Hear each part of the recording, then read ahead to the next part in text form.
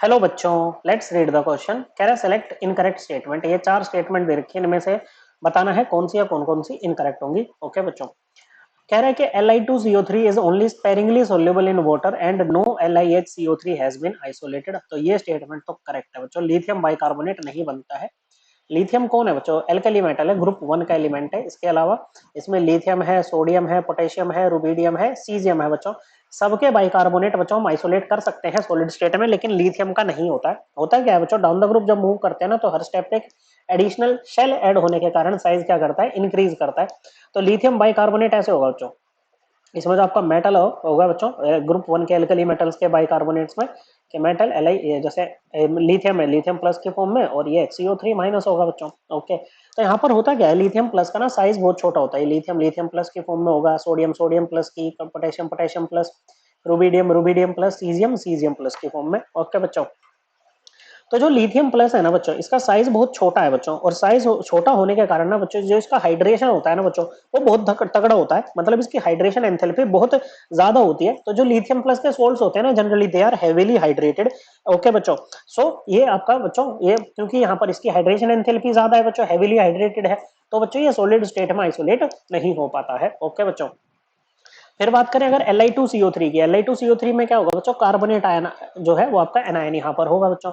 Solubility की बात हो रही है पानी में बच्चों, किसमें बात हो रही है बच्चों, सोल्युबिलिटी की बात हो रही है पानी में। ओके बच्चों, अब जो सोल्युबिलिटी है, पानी में कौन सोल्युबलाइज होते हैं, आयनिक कंपाउंड एकदम आसानी से घुल जाते हैं, जैसे कि sodium chloride which is an ionic compound बच्चों। ओके, तो होता क्या है बच्चों, यहाँ पर ऐसे में सोल्युबिलिटी ना इनवर्सली प्रोपोर्शनल हो जाती है किसके बच्चों, कोवेलेंट करेक्टर के। ओके, आयनिक कंपाउंड में कोवेलेंट करेक्टर आता है, कैसे आता है वो समझना है। जैसे ए भी एक आयनिक कंपाउंड है, ए प्लस और बी माइनस इसके आयंस है। कैटायन को जनरली छोटा साइज देते हैं, कैटायन का न्यूक्लियस है बच्चों प्लस, ये एनायन है, बड़ा साइज दे दिया बच्चों। ये एनायन का न्यूक्लियस, एनायन की इलेक्ट्रॉन डेंसिटी। तो कैटायन का न्यूक्लियस क्या करता है, इसके इलेक्ट्रॉन क्लाउड को अपनी तरफ डिस्टोर्ट करता है, जिसके कारण पोलराइजेशन होती है बच्चों, और जिसके कारण थोड़ी बहुत इलेक्ट्रॉन डेंसिटी का यहाँ पर शेयरिंग हो जाती है बच्चों, जिससे कोवेलेंट कैरेक्टर आता है बच्चों। ओके बच्चों, तो कोवेलेंट कैरेक्टर डायरेक्टली प्रोपोर्शनल है पोलराइजेशन के। ओके बच्चों, अब पोलराइजेशन आपकी ना दो फैक्टर्स पर डिपेंड करती है, कैटायन की पोलराइजिंग पावर और एनायन की पोलराइजेबिलिटी पर। ओके बच्चों, और दोनों ही डायरेक्टली प्रोपोर्शनल है पोलराइजेशन के। पोलराइजिंग पावर जो होती है वो चार्ज ऑफ कैटायन के डायरेक्टली प्रोपोर्शनल है, पोलराइजेबिलिटी चार्ज ऑफ एनायन के डायरेक्टली प्रोपोर्शनल है। पोलराइजेबिलिटी इनवर्सली प्रोपोर्शनल है साइज ऑफ एनायन के, नहीं इनवर्सली नहीं, सॉरी, डायरेक्टली प्रोपोर्शनल है साइज ऑफ ये साइज ऑफ एनायन के। पोलराइजिंग पावर इनवर्सली प्रोपोर्शनल होती है साइज ऑफ कैटायन के। ओके, अब पोलराइजेबिलिटी तो सेम रहेगी ना बच्चों, क्योंकि क्या है बच्चों, सभी के केस में सेम होगी बच्चों, अगर सभी के कार्बोनेट्स देखें यहाँ पर इनके ग्रुप 1 के। ओके बच्चों, तो ये क्या है बच्चों, आपका ये तो सेम है ना एनायन, पोलराइजेबिलिटी सेम, ऊपर से चार्ज भी सेम है बच्चों। तो डाउन द ग्रुप अगर साइज इंक्रीज कर रहा है तो पोलराइजिंग पावर डिक्रीज करेगी। तो सीजियम प्लस की जो पोलराइजिंग पावर होगी बच्चों, वो मिनिमम होगी बच्चों, और लिथियम प्लस की क्या होगी बच्चों, यहाँ पर पोलराइजिंग पावर मैक्सिमम होगी बच्चों। तो ऐसे में Li2CO3 क्या बनेगा बच्चों, ये इसके पास में मैक्सिमम कोवेलेंट कैरेक्टर होगा बच्चों, और CS2CO3 के पास में क्या होगा बच्चों, मिनिमम कोवेलेंट कैरेक्टर होगा बच्चों। ओके, तो down the group ionic character increase कर रहा है तो सोल्युबिलिटी क्या करेगी, इंक्रीज करेगी, और Li2CO3 के पास में बहुत ज्यादा कोवेलेंट कैरेक्टर है।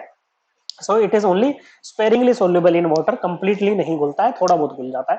तो ये स्टेटमेंट करेक्ट है। ओके बच्चों, फिर कह रहे हैं K2CO3 can not be made by a method similar to the Solvay process. तो ये स्टेटमेंट भी एकदम करेक्ट है। ओके बच्चों, देखो सोलवे प्रोसेस की अगर हम बात करें, सोलवे प्रोसेस में बनाते क्या है बच्चों, हम इसमें बनाते हैं वॉशिंग सोडा Na2CO3। ओके बच्चों, तो ये बना सकते हैं, लेकिन K2CO3 नहीं बना सकते। क्यों, इसका प्रिंसिपल समझिएगा क्या है। प्रिंसिपल ये होता है कि ब्राइन जो NaCl का एक्वा सॉल्यूशन होता है ना बच्चों, इसको सैचुरेट किया जाता है अमोनिया के साथ में बच्चों, या अमोनिया को इससे सैचुरेट किया जाता है और इससे पास करते हैं CO2। ओके बच्चों, फिर हमारे पास में ना कुछ आयन आते हैं, Na plus ion, Cl minus ion, NH4 plus ion और बाइकार्बोनेट आयन। और इनके कॉम्पोजिशन से जो सोल्ट जो आपके पास कंपाउंड्स बनते हैं ना, उनमें जो आपका NaHCO3 बनेगा ना बच्चों, ओके, ये क्या होता है, स्पेरिंगली सोल्यूबल होता है पानी में, जिसको कि आराम से क्या करा जा सकता है बच्चों, पानी से निकाला जा सकता है प्रेसिपिटेट आउट करके। ओके बच्चों, फिर इसको बच्चों इन दी एब्सेंस ऑफ एयर हम हीट करते हैं बच्चों। ओके, इस प्रोसेस को बोलते हैं कैल्सिनेशन। क्या बोलते हैं बच्चों, कैल्सिनेशन।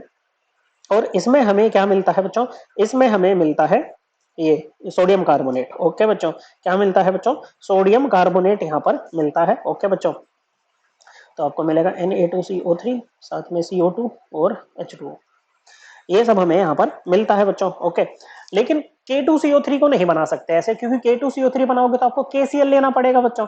तो जो बाइकार्बोनेट आएगा वो KHCO3 आएगा बच्चों। ओके, जिसकी सोल्यूबिलिटी क्या होती है बच्चों पानी में, वो बहुत ज्यादा होती है बच्चों। क्या होती है बच्चों, इसकी सोल्यूबिलिटी बहुत ज्यादा होती है, तो इसको हम सेपरेट नहीं कर पाते हैं जब, ताकि उसके बाद में कैल्सिनेशन कर सके, in the absence of air हम उसको हीट कर सके, इसीलिए हम KHCO3 को सोलवे प्रोसेस से नहीं बना सकते हैं। ओके बच्चों, तो ये भी करेक्ट है बच्चों। ओके, तीसरे में कह रहा है कि Li2CO3 and MgCO3 both are thermally stable, ये स्टेटमेंट इनकरेक्ट है बच्चों, क्योंकि जो थर्मल स्टेबिलिटी होती है ना वो इनवर्सली प्रोपोर्शनल होती है कोवेलेंट कैरेक्टर के।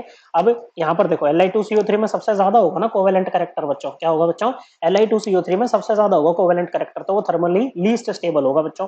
ओके बच्चों, और वहीं अगर Mg की बात करें तो ग्रुप 2 में आता है बच्चों, एल्कलाइन अर्थ मेटल है। ओके, तो जैसे मैग्नीशियम होगा Mg2+, इससे ऊपर खैर बेरिलियम होगा, बेरिलियम 2+ की फॉर्म में अपने कार्बोनेट में। ओके बच्चों, कैल्शियम 2+, स्ट्रोंशियम 2+, तो यहाँ पर भी तो वही होगा ना बच्चों, डाउन द ग्रुप मूव करेंगे तो आयनिक करेक्टर क्या करेगा, इंक्रीज करेगा बच्चों। ओके, या कहो इसके पास तो अच्छा खासा कोवेलेंट करेक्टर होगा MgCO3 के साथ पास में बच्चों, तो ये थर्मली स्टेबल नहीं होता है, तो ये स्टेटमेंट इनकरेक्ट है बच्चों। फिर कह रहा है बच्चों यहाँ पर के ये जो है Na2CO3 is a mineral called trona. Okay बच्चों, ये स्टेटमेंट करेक्ट है बच्चों। ओके बच्चों, ये कंपोजिशन है एक मिनरल की जिसका नाम होता है ट्रोना। ओके बच्चों, it is a non marine evaporite mineral. Okay बच्चों, सो इससे हम क्या लेते हैं बच्चों कि it is mined as the primary source of sodium carbonate in United State where it has replaced the Solvay process. Okay, Solvay process से Na2CO3 ना लेकर के इस मिनरल से ले लो। ओके बच्चों, तो ये भी करेक्ट है, हमसे पूछे इनकरेक्ट वाली जो कि तीसरी है, correct answer option 3। I hope आपको एकदम क्लियर हो गया होगा। थैंक यू बच्चों।